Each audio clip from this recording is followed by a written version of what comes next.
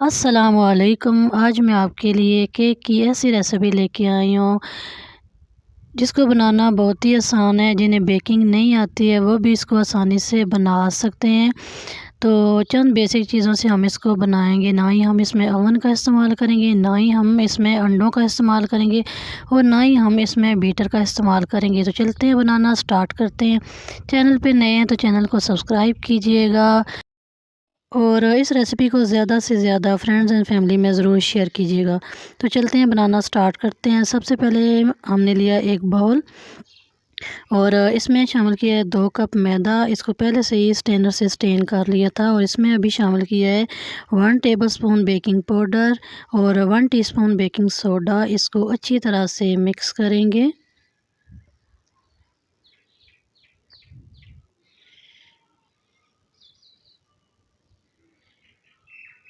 अभी हम इसमें शामिल करेंगे 1/2 कप ऑयल और ये रूम टेम्परेचर ही होना चाहिए।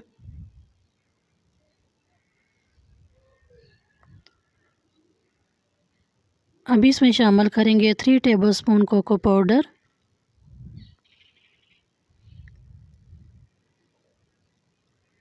और इसको अच्छी तरह से मिक्स करेंगे।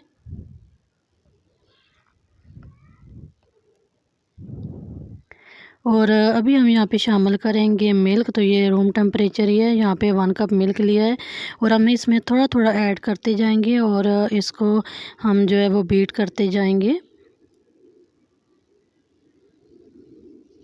तो इसको इतना बीट करना है कि स्टिकी सा बैटर बन के तैयार हो। और आप ये देख सकते हैं कितना सॉफ्ट और स्टिकी बैटर बन के तैयार हुआ है।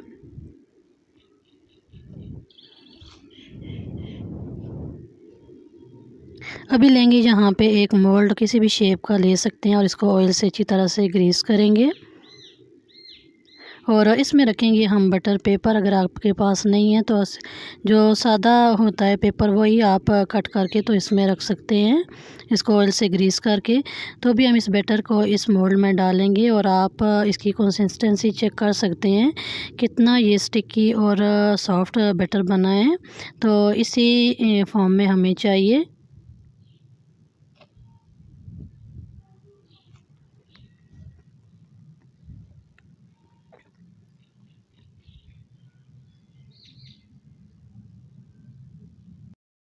और अभी हम इसको टैप करेंगे और एक बार स्टिक की मदद से हम इस तरह राउंड में इसको हिलाएंगे ताकि जो एक्स्ट्रा बबल्स हों वो रिमूव हो जाएं।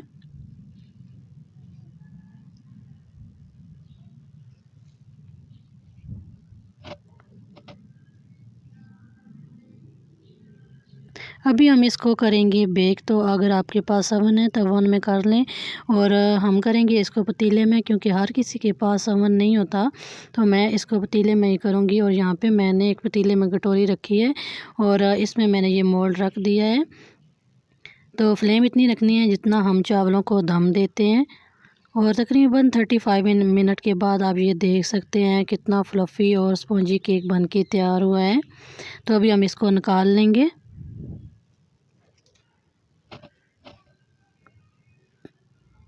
और स्टिक की मदद से इसको चेक करेंगे। अगर स्टिक जो के साथ बैटर लगा हुआ तो फिर इसको थोड़ी देर हम और रखेंगे। और अगर ये स्टिक साफ़ है तो इसका मतलब है कि केक जो है अच्छी तरह से बेक हो गया है। तो अभी हम बटर पेपर जो है वो हटा लेंगे इससे।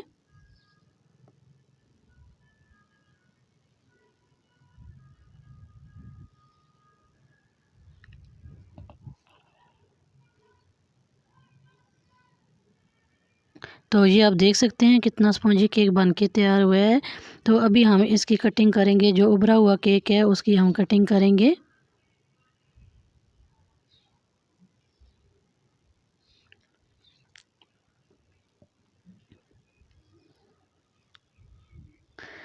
तो ये आप देख सकते हैं कितना स्पॉन्जी केक बन के तैयार हुआ है।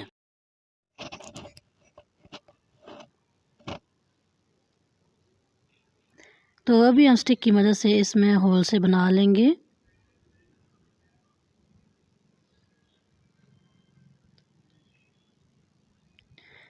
तो चलते हैं, हम चॉकलेट सिरप तैयार करते हैं। इसके लिए यहाँ पे हम डालेंगे दूध और अभी हम इसमें शामिल करेंगे कोको पाउडर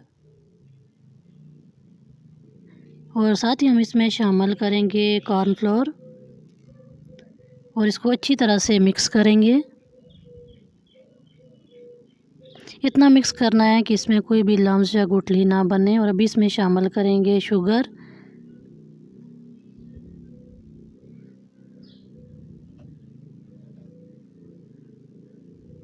और इसको अच्छी तरह से मिक्स करेंगे और मीडियम फ्लेम पे हम इसको पकाएंगे। यहाँ पे मैंने 1 टेबलस्पून इसमें बटर ऐड कर दिया है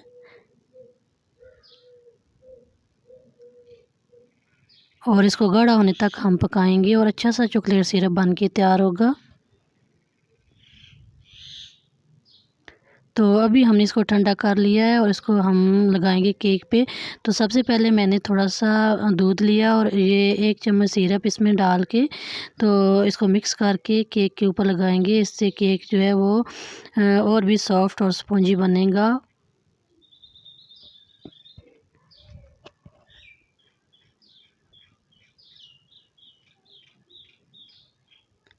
और अभी जो चॉकलेट सिरप हमने बनाया है इसको हम इसके ऊपर लगाएंगे।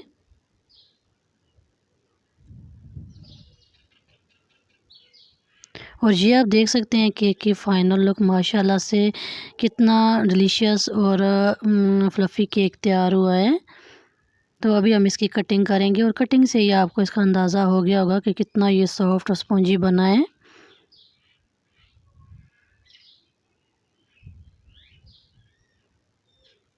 तो आप भी इसी तरह घर में ये केक बना सकते हैं।